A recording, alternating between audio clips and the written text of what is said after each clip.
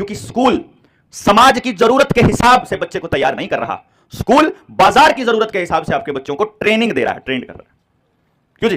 गुलामी। देखो आपका बच्चा जो जितना ज्यादा पढ़ा लिखा होगा सरकार की बात को उतना जल्दी मानेगा। अभी सरकार का वो आया था, एक बीमारी लेके आई थे, ये कौन सी बीमारी थी?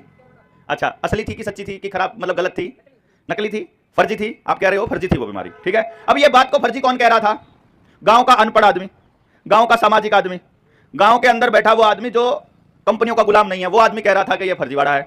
और जो पढ़ा लिखा बच्चा अपने आप को बोलता है, जिसके पास जितनी बड़ी डिग्री थी, वो कह रहा था नहीं तुम लोग को मास्क लगाना चाहिए।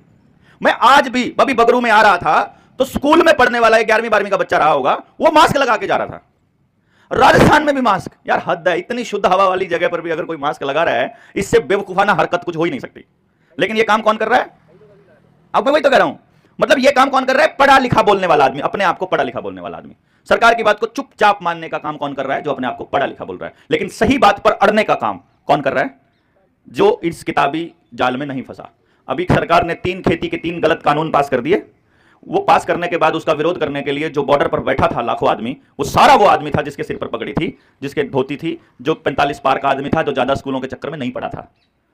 यानी अपनी बात को रखने के लिए अड़ने का मादा उसी व्यक्ति में है जो समाज द्वारा तैयार किया गया है। जो इन स्कूलों वाली फैक्ट्री में तैयार हुआ बच्चा है, उसके अंदर लड़ने की भी हिम्मत नहीं है।